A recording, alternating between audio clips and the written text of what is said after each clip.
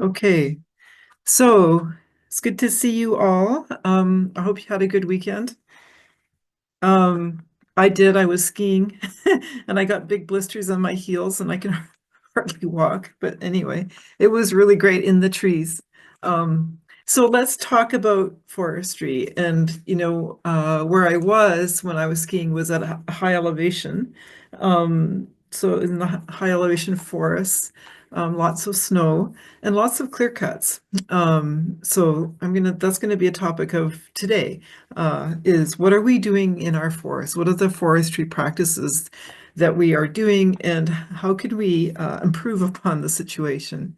So here's the learning objectives. I'm going to talk to you about, some principles that we should be working by.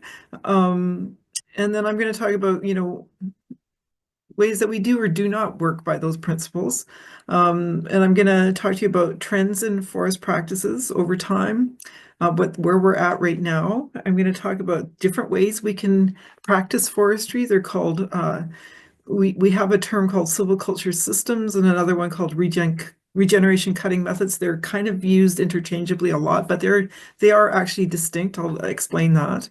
I want you to understand what the six main regeneration cutting methods, and I put AKA silviculture systems because they are often used interchangeably. I want you to understand how clear cutting in particular, which is one of those regeneration cutting methods, compared with these other methods where you retain trees in when you harvest, how that affects just generally biodiversity, carbon stocks, because in this course we're really concerned about carbon and where it is, and then the regenerative capacity of the forest. And then I'm going to come back to these principles that we ought to operate by and talk about something called the honorable harvest. Okay, so where are we at right now? This picture, I think, tells a thousand words, more than a thousand words. This is really what we do in British Columbia and a lot of Canada.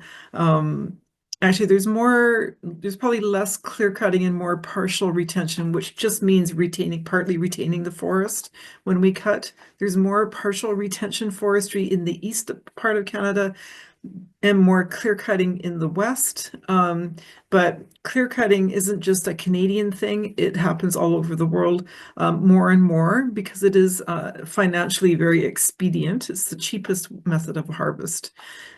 We've been applying this methodology for probably since the 1970s, I would say.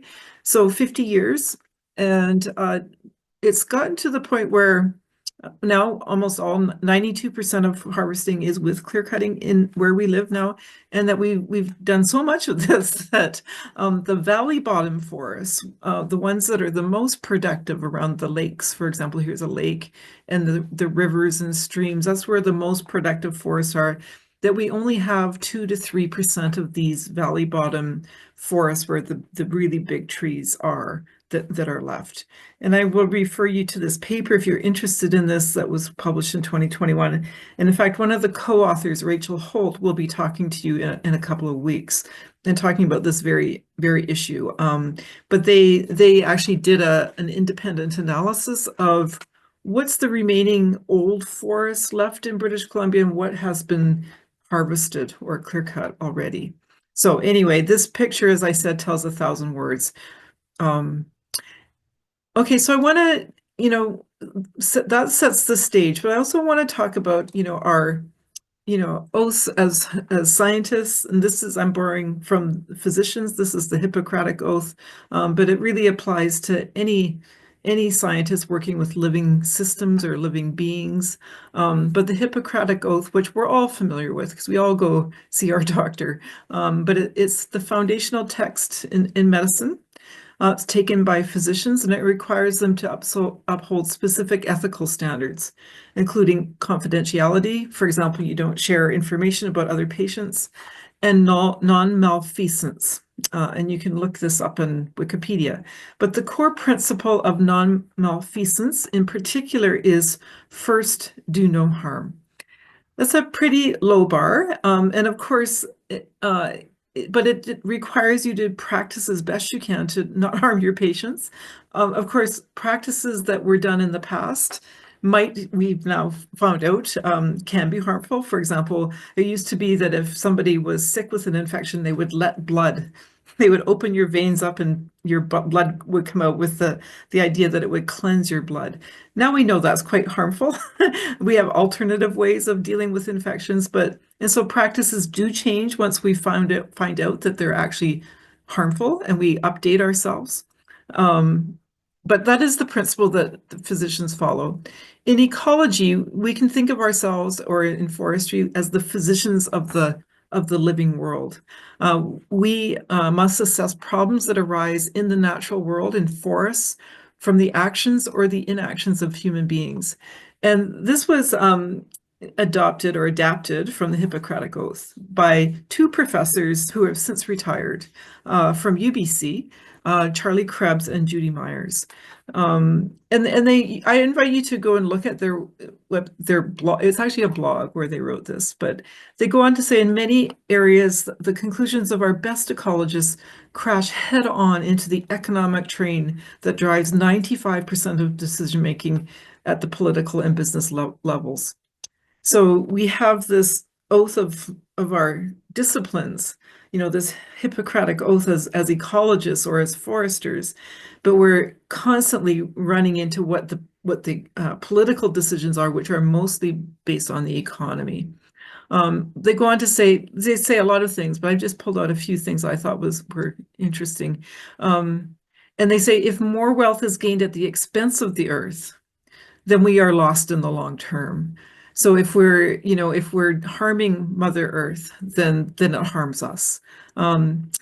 And so they say in every bit of ecology or substitute forestry that we do, we need to keep the Hippocratic Oath in mind and to do our best to stop harming the earth or to, give health to the earth. And this, in modern time, or people will also interpret this. This is just another take on this Hippocratic Oath, but it's called the precautionary principle, which I'm sure you've all have heard of as well. And this talks about, more complex systems where we can't know everything. Of course, in a complex system like a forest, we can't know everything about how that forest works. And so it says where there are threats of serious or irreversible damage, the lack of the full scientific certainty, which we'll never have about forest ecosystems, it shall not be used as a reason for postponing cost-effective measures to prevent environmental degradation. So you can see that it takes it to the systems level away from the individual, which is about the Hippocratic Oath, but this really applies to whole systems. So I've got a polling question here. What is the precautionary principle? So here is our options. And it's with respect to forestry. Start.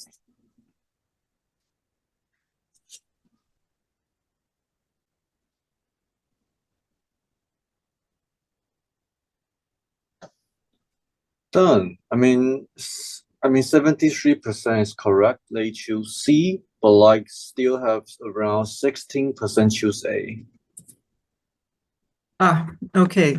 So, I mean, it's a logical conclusion you might come to, but people have been cutting trees forever, ever since there's been trees and people.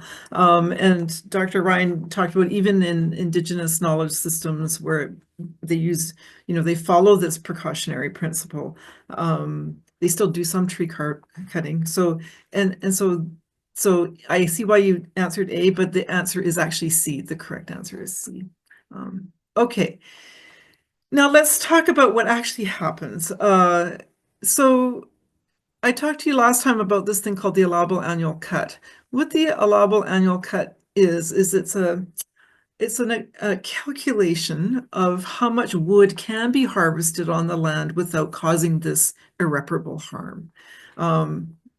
So it's the AAC is the annual amount of timber that can be harvested on a sustainable basis, meaning that you don't degrade the land within a defined forest area, which is called a timber supply area, and I'll explain that in a second. The AAC is measured in cubic meters, so in a volume of wood, and it's based on what the forest will grow. So it assumes that the forest will completely grow back before another cut is done. And foresters will use a variety of sample plots. So these are, measurements in the forest. So they're permanent plots that foresters go back to continuously and measure the rates of growth and survival of the trees. So really, so the idea is that you harvest only how much the forest is growing back every year. It relies on these permanent sample plots, statistical methods, and computer models to predict future growth. And so always just taking what that growth rate is. So if it's, if the forest is growing back at a rate of 1% per year, that means over a 100-year period, you could harvest 1% per year in perpetuity. Okay, so but there is another underlying goal, and this is where things get a little weird. The underlying goal is also to generate revenue for the province and the shareholders. Okay, so it's actually both of these things. I asked you this question last time, so I'm going to re-ask it again this time. On what principles is the AAC determined? Stars. Thank you.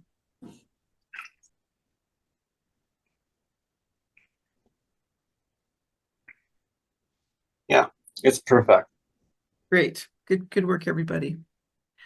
Okay, so timber supply, what is this? So this AAC is calculated on a timber supply basis. So it's not the entire province. And remember, the province, as our governing institute, is what governs what happens on the land. The federal governance looks after things that influence the entire country. And so all timber harvesting determinations, all AAC determinations are done at the provincial level. So BC does their own, Alberta does their own, and so on. And within British Columbia, we have what are called timber supply areas. And so it's basically just divides the province down into smaller pieces that are more manageable to calculate these cut levels at.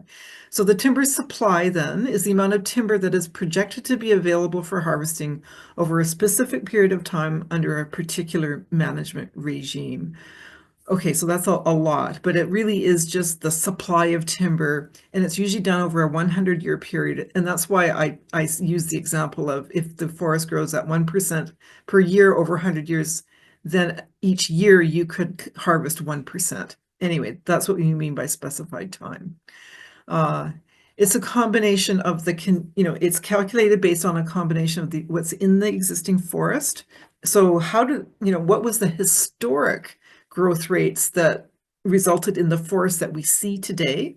So the growth rate of this existing forest, or if it's a harvested forest, what is the growth rate of the harvested forest? How the forest is managed for timber and other resource values. So it's supposed to protect not just, rate of growth of trees, which is the commodity that people are after here, but also other things like wildlife habitat or water quality and quantity and flood risk and drought risk and so on. Aesthetic and recreational values, all of these things are supposed to be taken into account. And it's also based on our choices as a society. Do we choose to cut more wood at the expense of other values? So they put that in there just to, give a little more flexibility in these determinations. Yeah, and I use that term determination because it used to be, when I was a forestry student, they called it a calculation. Now they call it a determination. And I think it gives them more leeway subjectively to increase or decrease this cut rate, AAC rate. Okay, so here's just a picture of what these timber supply areas look like. They're different sizes, tend to have smaller TSAs, they're called, in the more southern regions and along the coastal areas. That's because these are the areas that were harvested first, and they have the most productive forests, and larger TSAs in the north where the timber values aren't as high, and so they have much bigger areas for less wood available. It says here, historically, there were few stakeholders involved. So the government of British Columbia really made it a closed door thing for quite a long time. Not a lot of public consultation. That has waxed and waned over the years, but it's still not very transparent. But what we do know is that timber over other values rules. It used to be a big part of our economy. It used to provide, I think, up to 50% of the GDP for British Columbia, but that has plummeted actually in recent years to where it's only about 5 or 6% now. Um, each TSA has what's called a forest stewardship plan, and they're supposed to be considered the most rigorous and comprehensive in the world. You could argue that, but that is what has been touted, and that is maybe not the greatest. Is that public satisfaction with how we manage forests in BC is has actually been on the decline for quite some time. And it's because people see more and more clear cuts and they're like, what's going on here? And they don't really understand how forestry allocates that cut, the allowable annual cut allocation.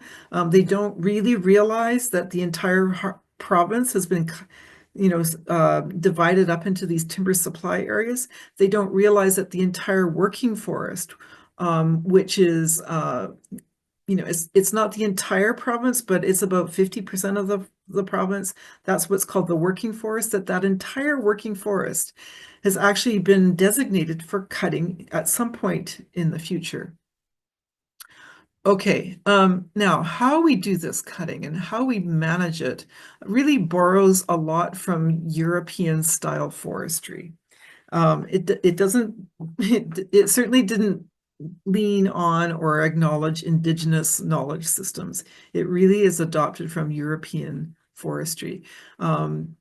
With all of its good things and its not so good things. But so it involves a whole sequence of treatments over the whole rotation of a forest. So a rotation is really just how long do we let this forest grow for? Okay, so there's a natural rotation, which is the natural length that a forest would grow to. So if you're a cedar tree and you live to 1,000 years old, that natural ecological rotation would be about 1,000 years. But in management, we actually put them on a rotation, and it's usually about 100 years of a rotation. So it's much, much shorter than these natural rotations in most cases. So the silviculture system is that whole program of treatments. These are selected according to the objectives that are set forward by land management, and any constraints for the site. So what does that mean? If you say your objective is to manage for timber, that's a very simple, narrow objective. So you could just say, I'm just going to address that one objective. If your objective, like in the Vancouver watershed, for example, is to provide drinking water for the city, and supply a little bit of timber, but also be aesthetically beautiful for people who come here, these are all real objectives, then you follow those objectives. When it says constraints for the sites, that just means constraints on timber harvesting. So a constraint might be like the slope is too steep, and we can't get the machines there. That's usually one of the main constraints. Or there's not enough timber there to be economically viable to send machines in there and actually make a profit from it. So this program of treatments involves a pre-harvest prescription. And in that pre-harvest prescription, you lay out your plans and your objectives. And you lay out what your regeneration cutting method is. So that regeneration cutting method includes these three things I've got listed here. It includes how you harvest the forest. And that usually means it's like, is it a clear cut or is it some other method? The site preparation, if there's a lot of slash left on the site, you might have to prepare your site before it's planted. And almost all of the forests that are cut in British Columbia are planted back. So seedlings are planted into those openings, those clearings that are made. And so that how you regenerate and what species you regenerate to and how many you regenerate them to, that's called the regeneration plan. That is all part of this, what we call the regeneration cutting method.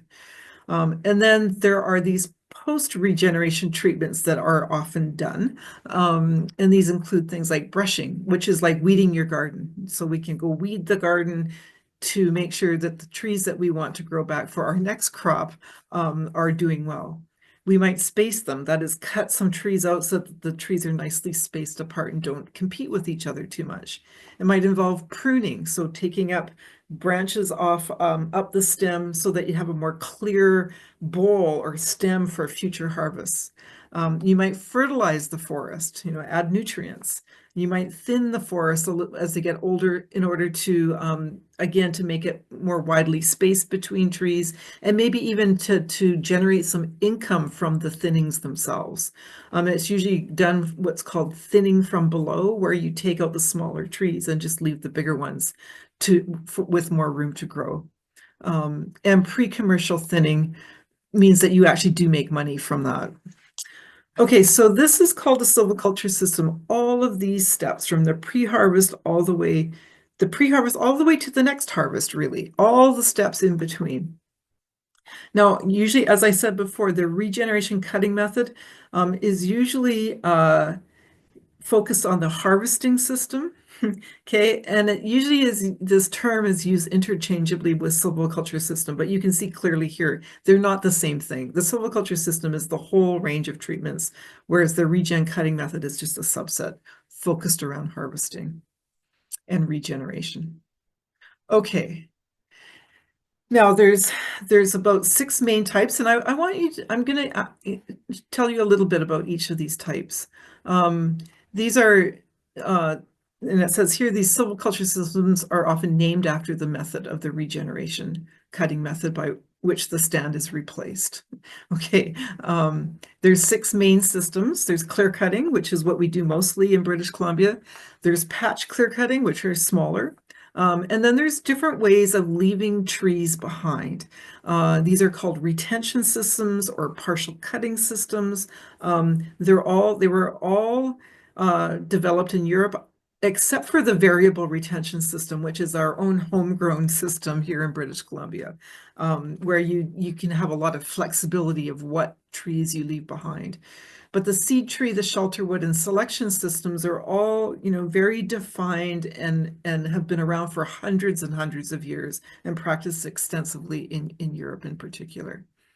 Each one of these systems has lots of variations depending on the objectives and so on. So, you'll see all kinds of variations on these, but these are the main ones.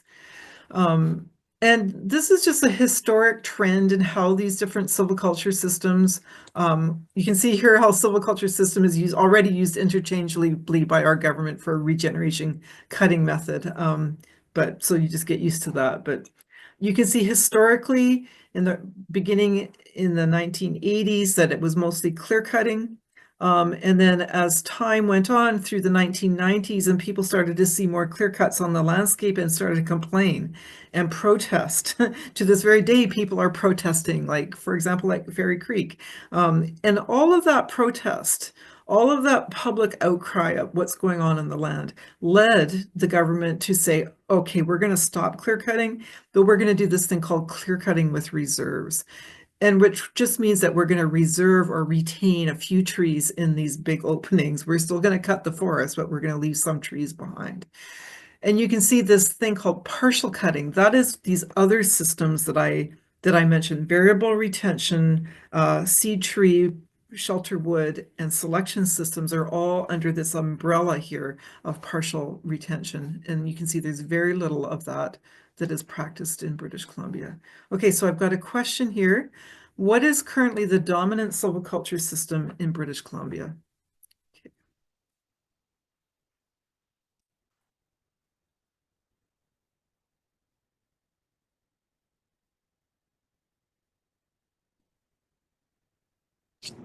Just start.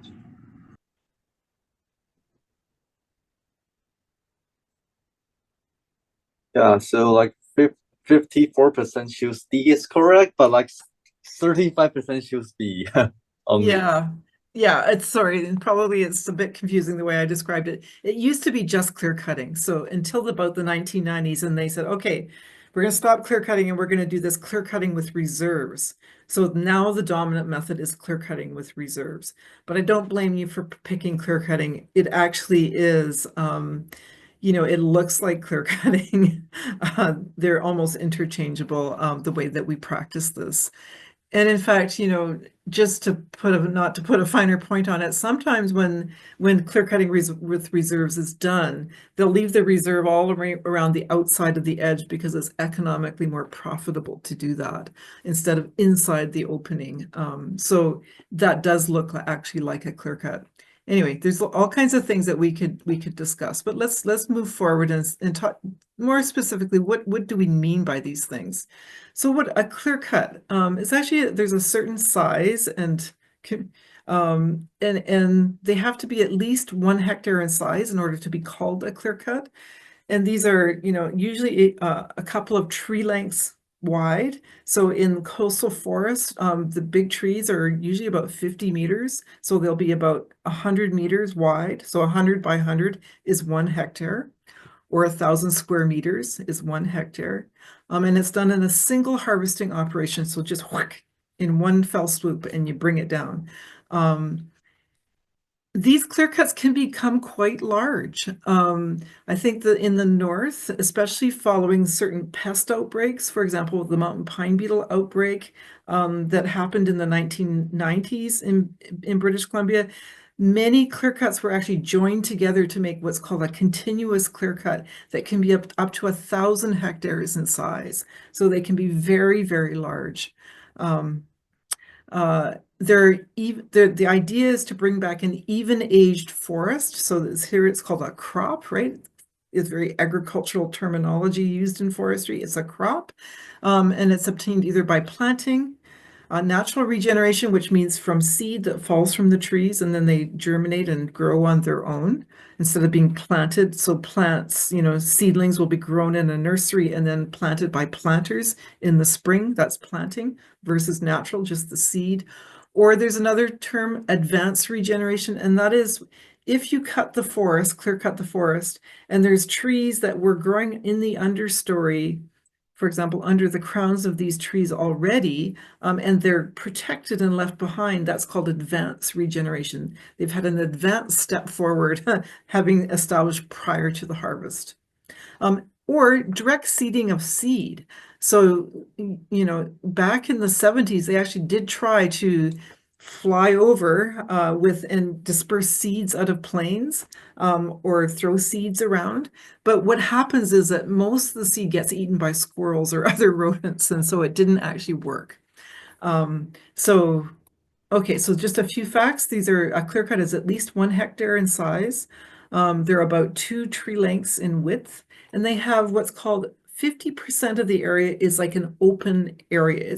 It's where there's no influence by the edge of the trees in at least 50% of the area. So that's really important because that's when in the middle of the clear cut then that the seedlings that are coming back, that are regenerating, have a full view of the sky up above them. They have full sunlight coming into them. And certain species of trees that love sun, the sun-loving trees, they're called shade-intolerant trees. They'll need big openings like that. So there is some ecological sense for certain forest types for these clear cuts to happen. So lodgepole pine, for example, which is a major tree species in British Columbia, really loves to grow out in the open. It loves to have a full view of the sky with lots of light, and that's when lodgepole pine will grow the best. It says here that a clear cut, it can even include a patch or a few trees in it and still be called a clear cut. Okay, usually that has morphed into being called clear cut with reserves if you do that. So that's what we predominantly practice, is clear cut with reserves. So here's a clear cut. I think probably most people have seen them, but there's no big trees left behind in them. There's one up here. You can see these skid trails that go across. This is where the machines went across the slope, and then they cut the trees and they pull the trees down behind these big machines. They drag them with chains down into a common landing area where they're then loaded onto trucks. In this foreground of this clear cut here in the foreground, you can see that the trees were planted. They look like they're in rows. They're all about the same size, the same species. It looks like spruce to me. So here we have clear cutting with planting of spruce. Okay, now there's also something called patch cutting. So patch cutting are smaller clear cuts. They're less than 1 hectare in size. They still create what's called a distinct even-aged stand that regenerates. All the trees coming back, just like in the clear cut, are planted or seeded in, and they regenerate all at the same time. They're all the same age. That's why they're called even aged. So clear cutting and patch cutting are even aged regeneration cutting methods. Okay, in these cases, just like the example I gave you about the lodgepole pine, these trees where you do this don't require the shelter from the neighboring stand. You know, they love the open. They might be tolerant of all kinds of things that come out with big openings, like you have more temperature extremes, for example, more frost, more heat, more drought in these big openings. So those tree species need to be adapted to those those open conditions, and they don't need shelter from the neighboring trees. So either in the patch cut or the clear cut. So just to summarize again, they're between 0.01 to 1 hectare in size. In these cases, less than 50% of the area has an open climate. Okay, in the regular clear cut, more than 50% had an open climate. In a patch cut, it's less than 50%. So they're really small. Just to give you a sense of the size, this is an experiment that was done that was put in the ground, or was established in about 1990. This is Shuswap Lake here, and right below here is the little town of Sicamous. It's along the #1 highway, the Trans-Canada Highway between Kamloops and Revelstoke. And up in these high elevation forests, the experimenter, Alan Weiss, and his colleagues created this system where they compared clear cutting, and these big white patches, it's winter, so it's snowy, but the big white patches are 10 hectares in size, so they're real clear cuts. And they compared it with 1 hectare patches. So these are patch cuts, really. So clear cut here, patch cut 1 hectare in size, and then these little ones are like 0.1 hectares in size. So they just took out groups of trees. So it just gives you an idea of how different they look, how the scale of these things. So this 10 hectares, it would be about 300 meters by 300 meters along the edge, and these small ones 100 meters by 100 meters, to give you a sense of that. Okay, so clear cutting, it kind of got away on us. So this continuous clear cutting started happening more and more. So that's where you have these large progressive clear cuts that they just blend into one another. And they said it was because when you start building a road, the most expensive part of clearing a forest is building the road.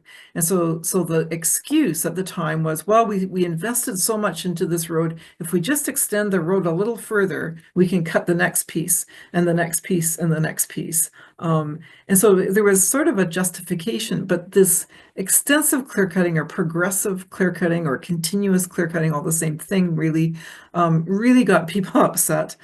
This is on the coast, especially, and it resulted in large public protests. In the early 1990s is when the War of the Woods happened in British Columbia, and that's where environmentalists and Indigenous people in particular, and the public got together and said, we don't like this. And there were huge protests, and it actually resulted eventually in the creation of what is now known as the Great Bear Rainforest, where in the whole coast region between Vancouver and Prince Rupert, they set aside that area and said, we're only going to harvest a small amount and put the rest aside for conservation.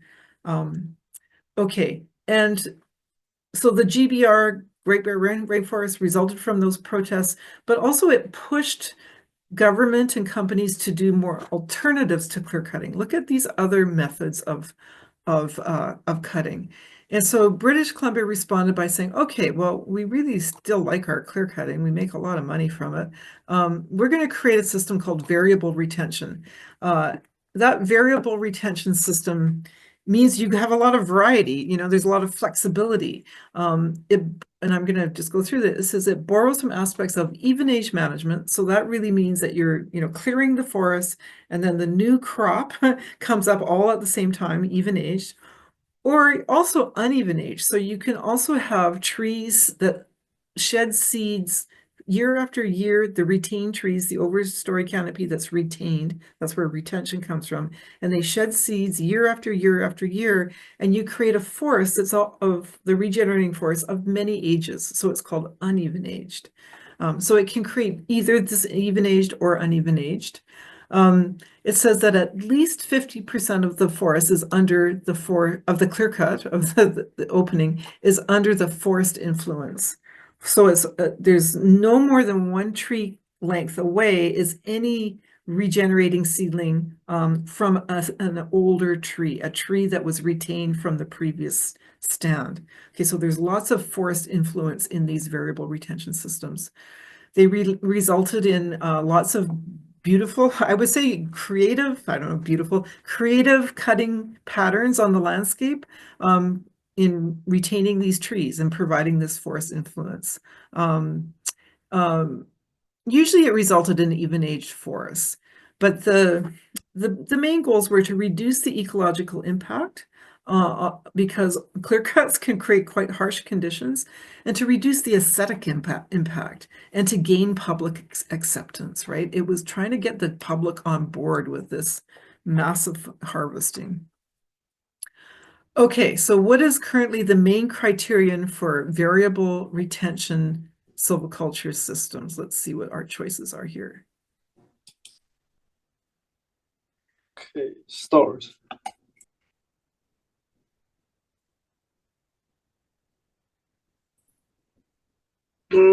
Interesting distribution. So 65% choose A, correct, but like 18% choose B, 13% choose C. Okay, yeah. Okay, it is with the forest influence. It must be at least 50% with forest influence. It often ends up like B, but the goal is A. Okay, so what do these look like? So these are variable retention systems. The one on the left, you've got these patches of trees that are retained within the middle of this very odd-shaped cut block. Here's another one down below. They retained, they'd have narrow patches, larger patches, but little splotches of trees in the middle. In this case, they kind of followed also the natural contours of the land. You can see there was an avalanche slope here. So then they said, oh, well, let's make another one over here. Anyway, all kinds of creative and interesting ways that this variable retention is practiced. It can also be, more dispersed retention. This gets a little bit, hard to like, what's the difference between just variable retention and dispersed retention? This is, they both have this idea of at least 50% under the influence of the forest or trees, but they're more evenly distributed through the forest. So you can see it's been cut, but there's still trees evenly distributed. So it's called dispersed retention. Okay, another system is called the seed tree system. So this is basically like a clear cut. It's like what I just showed you. It's a lot like the dispersed retention, but you leave fewer trees behind. So you only leave selected trees, or it even says it could be little groups of trees left during the harvest that provide the seed for natural regeneration. And then after the natural regeneration has occurred, these seed trees may be then harvested or removed and then sold. Or they could just be left behind. In British Columbia, they're almost always left behind when this is done.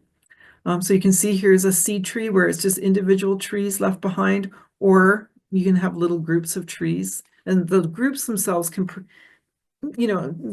I'd say our forests would prefer when there's a group of trees left because they protect each other. But they are, dispersed through the system.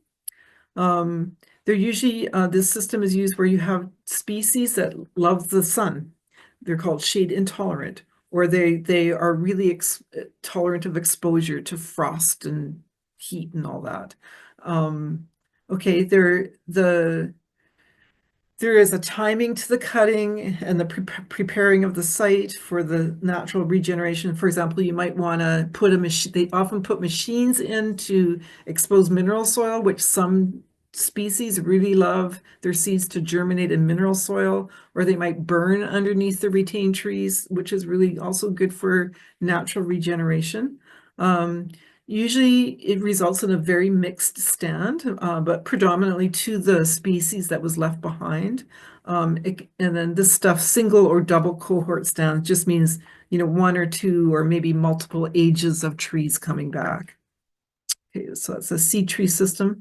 It's not practiced a whole lot in British Columbia, but you do see it, especially where I live in the Kootenays. Larches, this is larch here, does really well in these seed tree systems.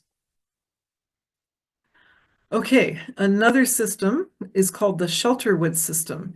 So this is where you have species of trees that need shelter, right? That there's usually they're trees that need shade to reestablish, or they need protection from, the elements. That these kinds of trees don't like, extremely hot weather or extremely cold weather. So the trees left behind actually provide a buffering for those regenerating trees against the elements, if you will.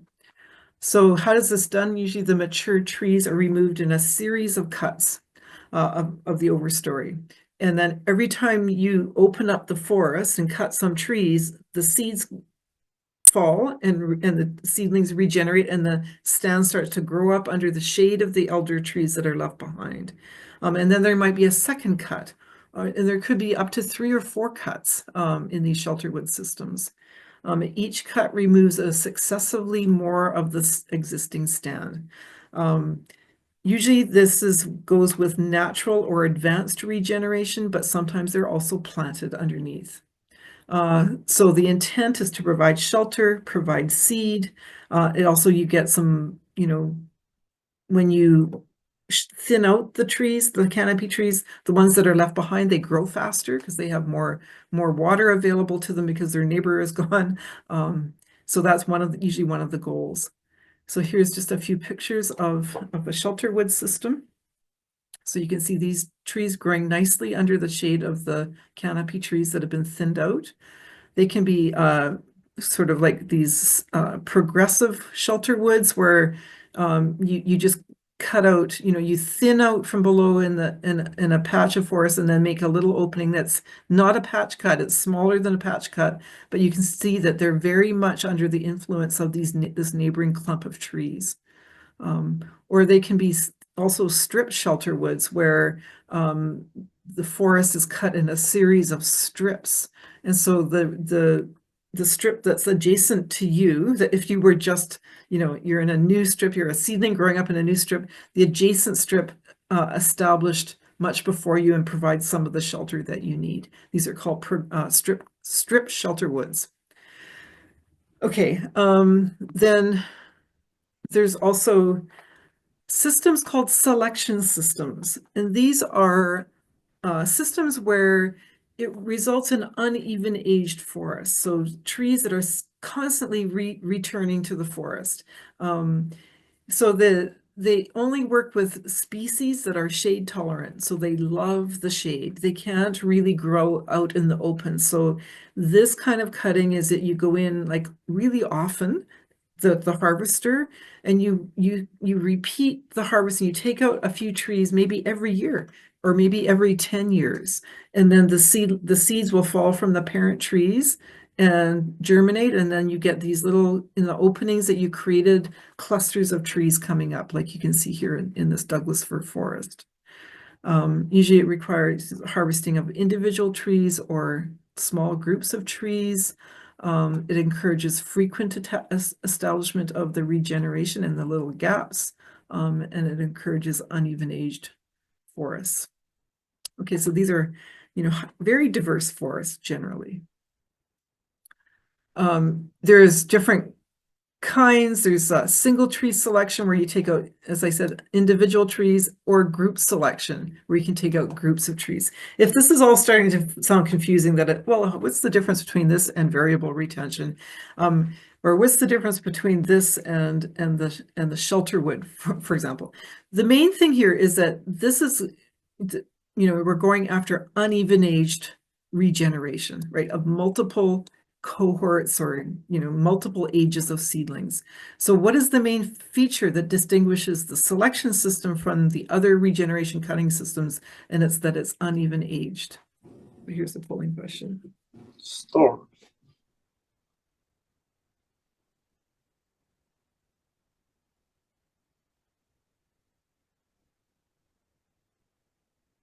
Yeah, perfect. Easy one. Yeah, good. Okay, we'll go for a few more minutes and then we'll take a 5-minute break, but I'll just keep going for a little longer. So I might have shown you this picture already, but it's this was taken in near Port Renfrew, which is near where the Fairy Creek protests happened in 2021. It's near Fairy Creek. And what the protest was about is that even though we've got all these different silviculture systems, but by and large, what's done is de facto clear cutting. So you can see these are large openings. They're more than one tree length across. So they're obviously clear cuts. There are some areas with retention, but mostly, it's big open areas, and people don't like it. And neither do bears and moose and all kinds of creatures. So I put this in here just to remind us that we have all these choices, and yet we default to this because it's economically more lucrative.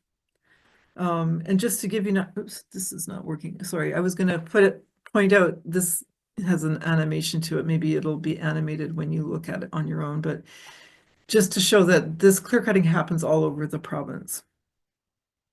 Okay, so so it's not just that we're clear cutting, it's that we're also harvesting at pretty much the same rate. And we've been doing this since the 1970s or 80s. We've been harvesting at the same rate, about 70 million cubic meters per year, up until just recently. Okay, so we've been doing this even as there's been some major, major changes on the landscape. We had this massive mountain pine beetle outbreak, which are the gray bars. These are the forests that were basically lost due to this infection, the beetle outbreak. Even as we've got increasing fire since 2017, we're still been maintaining the same rate of cut pretty much since the beginning, or at least for the last 40 or 50 years. And the thing is that even as we're cutting it like gangbusters, people were noticing that it's not sustainable. And it's because we have, things that were not expected, like the mountain pine beetle and these wildfires, and that the trees are maybe not growing back as fast as they once thought they were because of climate change. And so we're having this thing now. You see how the cut in 2019 went down? Well, it's going down even further to this year. It's going to be around 35 million cubic meters. This is called the fall down effect. Okay, the fall down effect is that we can't maintain this level of harvest because there simply aren't enough trees on the landscape to harvest that many trees. Okay. And the results are obvious. This is a map that was published by the Sierra Club, which is an environmental organization, showing historically what old growth forest distribution was on Vancouver Island before the big logging period started in the 1970s, and then what it looks like now. Basically all of the old growth is gone. What we have left is these yellow areas were all harvested. Just around Vancouver and Vancouver Island, hence the Fairy Creek protests. So I think yeah, I'll just leave it there for now, and then let's take a break and then come back at 12 o'clock. So take a 5-minute break. Okay, yeah, that was a quick break, but let's carry on. You've probably been staring at this map the whole time, and if you notice, it says here that this clear cutting on Vancouver Island is actually complies with the laws. Uh, so, the government has kind of hit their head in the sand for quite a long time. And it's really only through public movement or public protests or questioning that they'll actually change or they run out of wood. So, and I say this because these public movements really do matter. There is change when you protest. Um, and people need to stand up. The consequences of this are enormous. When you add up over the whole planet, all of the clear cutting, all of the land use change due to urban development or agriculture or oil and gas development has resulted in what scientists are saying a deficit of carbon stocks that once were here of between 25 and 50%. That's enormous. And you can see here in British Columbia, which is the light blue up here, it says that the carbon density is just the amount of carbon tons per hectare. It's not thought to be that big of a deal up where we are in British Columbia, which kind of doesn't match up with what the images that we see on Google Earth show us. But it's much more heavily presence in the equatorial region. So this little graph on the right here, it's got latitude. So 0 latitude would be tropical forests around, through these areas, Central America, Indonesia, and so on, the most productive forests that these deficits are actually biggest around the equatorial regions and less as you go northward. But on the one hand, it's like, oh my God, how could we have done this? On the other hand, to look at this as an opportunity to fill those deficits. And you fill those deficits through good land management, through really putting our effort into restoring these forests and restoring these ecosystems. Okay, so polling question, what's the approximate terrestrial carbon deficit? Start.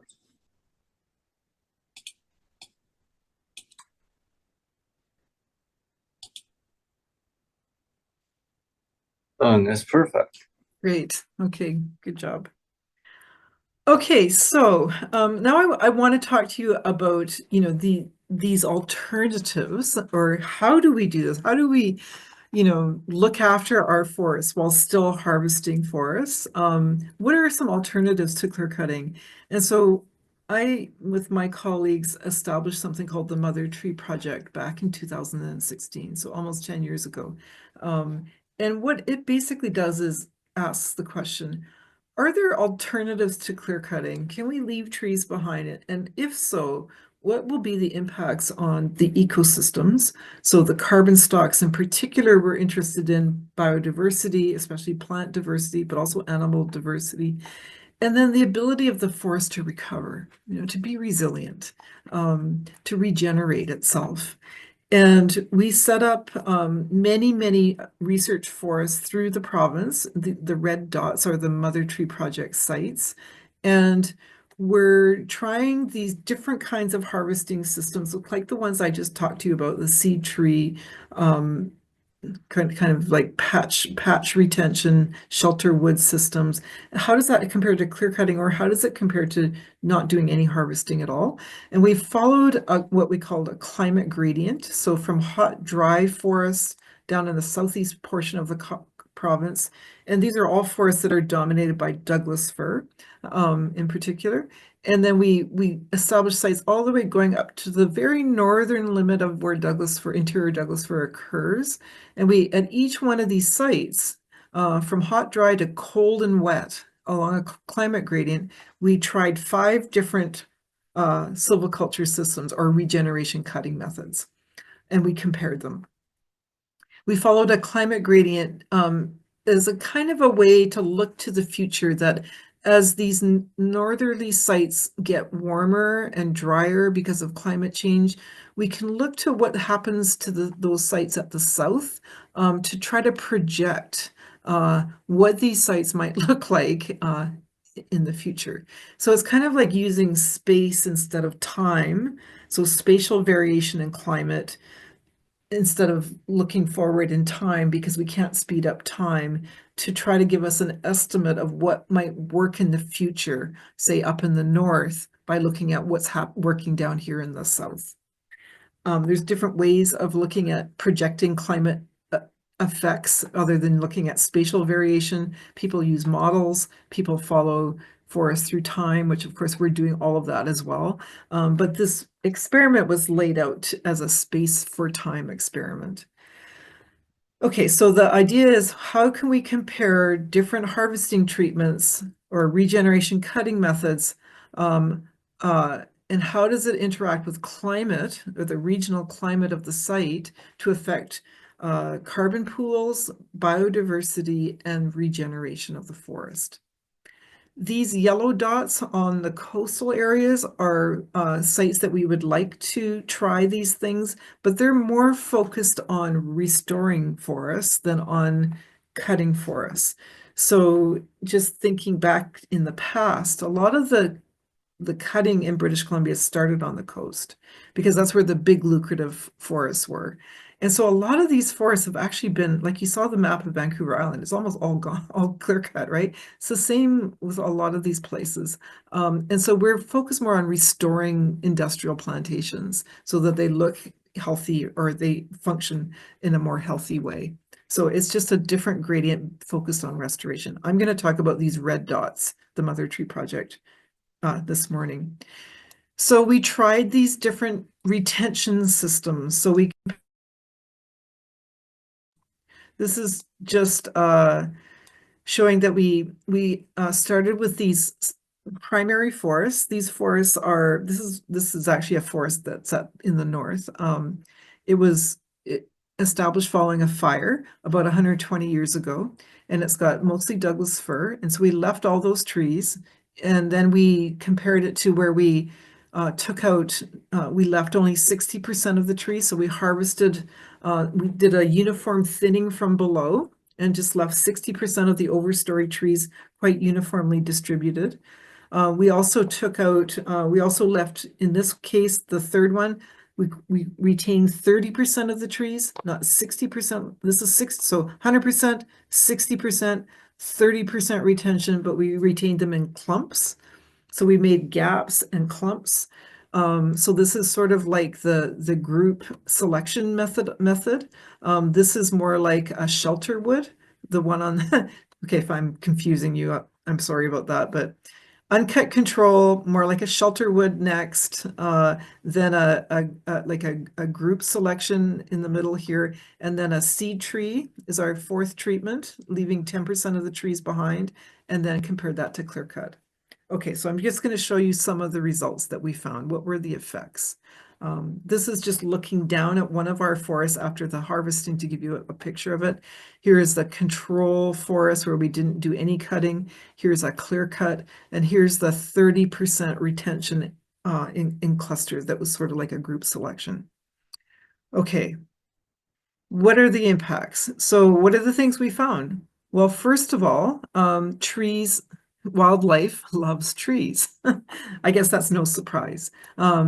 In particular, large ungulates and bears love retention. So do small mammals love retention. So they do much better where we're leaving 60% of the trees behind versus in the clear cut. So this is just the diversity. Think of the Shannon's diversity index, or you can just think of numbers of species. Those are, the pattern was the same, that the control forest where we left all the trees behind, and even where we thinned out from below but left 60% behind, they were almost twice as diverse as in the clear cut. For bears, because bears actually love to den in trees, it makes sense, right? That when you have trees there, and if they're going to have a den and they're going to have their babies in the trees over winter, that that they disappear if we take all the trees away, if we clear cut them. And that's borne out in our data. Leaving trees is also good for mosses and lichens. And these are the tiny little things in the forest, on the forest floor, or mosses and lichens growing on the trees themselves. Again, like clear cutting has a devastating effect. This is species richness or numbers of species. And you can see the bryoids, those are just mosses and lichens together. These are the ones on the ground and then the ones on the trees. And so clear cutting, as I said, has a very devastating effect. The 60% was able to retain most of the mosses and lichens compared to the control. And I'm sure that, sorry, there's no control shown here, but it's about the same as the 60%. Okay, so retaining trees is important for the small things and the big things. When you retain old trees, you also get lots of regeneration, natural regeneration from seed. So this is data from one of our sites near where I live, actually. And this is number of seedlings that are coming back, between 10,000 and 70,000 seedlings per hectare. That's a lot of seedlings. And this is distance from a tree that was retained. Okay. And so it shows that close to the trees, you've got lots of seedlings, and then it drops off exponentially, which is a pattern you see, with most trees, that most seeds fall near their parents. But you also have surviving trees at great, close to their parents, and then it drops off exponentially as you get further and further away. So the message here is that leaving old trees is important for regeneration as well. Also, this arrow here is just meant to remind me that we just recently published this paper showing that as it gets in these hotter and drier sites, retaining more trees becomes more and more important because they shelter the little seedlings coming up from the extreme weather that is happening as it gets hotter and drier. So the hotter and drier it gets, the more important it is to provide the shelter of the older trees. It turns out that even for fire, when you have a natural forest that's uncut, it actually has the lowest fire hazard than a partially cut forest, and the clear cuts have the highest hazard for wildfire. Why is that? That's because when you cut the trees, there's a lot of slash that's left behind on the forest floor. It can be, up to your knees or deeper. It can be up to your shoulders, some of the slash. So, on average, only about 25% of the wood that is cut ends up becoming a 2x4 or a forest product. The rest either ends up left behind on the site as slash, about 50%, or turned into sawdust at the mill, and only 25% of the tree is actually used. So most of it ends up being left on the site, which creates a big fire hazard, and that's reflected in this data. So we're actually better off to leave the forest standing to reduce fire risk. We can reduce fire risk even more by thinning out from below and taking out some of the dead wood that has accumulated since we've been eliminating fire from our landscape. But in the Mother Tree Project, we've clearly found that leaving the forest standing actually has the lowest fire hazard. Okay, I'm going to talk about carbon quickly. One of the things we found, just ignore this picture on the right, but on the left is a graph showing across our climate gradient from the cold, wet sites in the north to the hot, dry sites in the south, that the carbon distribution in the forest is about the same. So, between above and below ground pools. So, okay, let me back up a bit. The magnitude of carbon overall in the forest is much greater in coastal and wetter ecosystems than in dry, hot ecosystems. And that's shown here in how big, the graph is on the left. These are the wetter ecosystems on the left, the dry ones on the right. So there's a lot less carbon in the drier ecosystems than on the coast. Okay, but how it's distributed between the above ground and the below ground pools is about the same. It doesn't vary that much.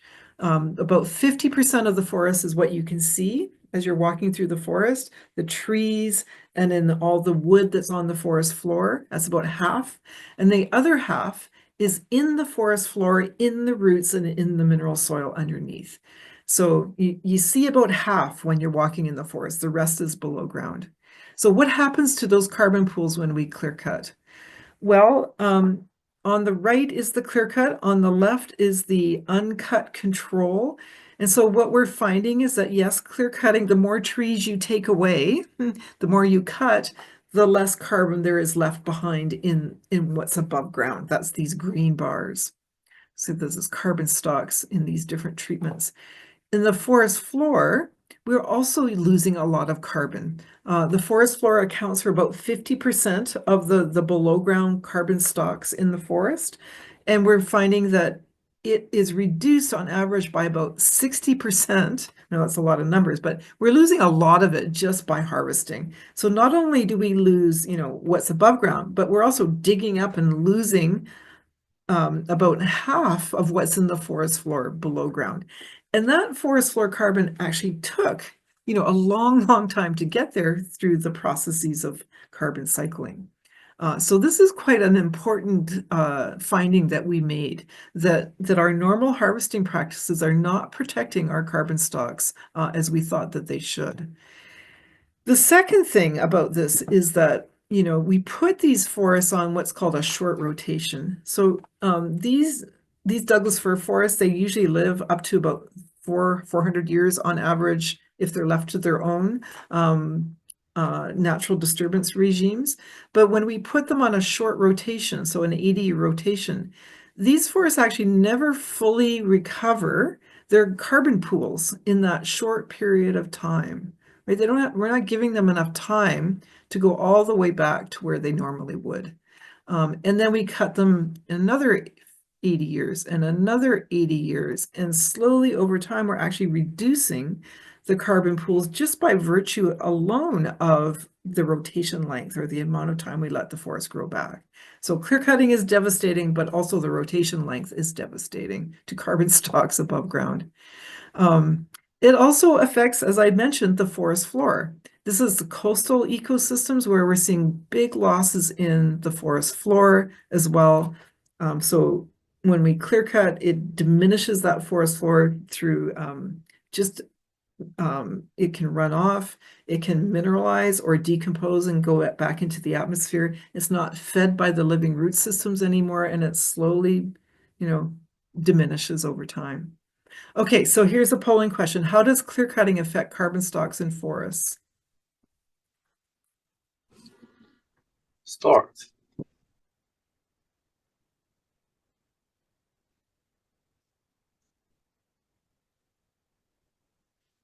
Done. It's perfect. Good. Okay, good work. Let's see what this last slide is. And yeah, I think I'll just leave you with this one here. It just kind of summarizes a little bit that leaving trees behind, whether it's using, variable retention or shelter wood or seed tree, is really important for the health of the ecosystem. And clear cutting in general is not good for the health of our ecosystems. So we have a lot to improve to try to, fill these big carbon deficits that exist globally to help us solve climate change.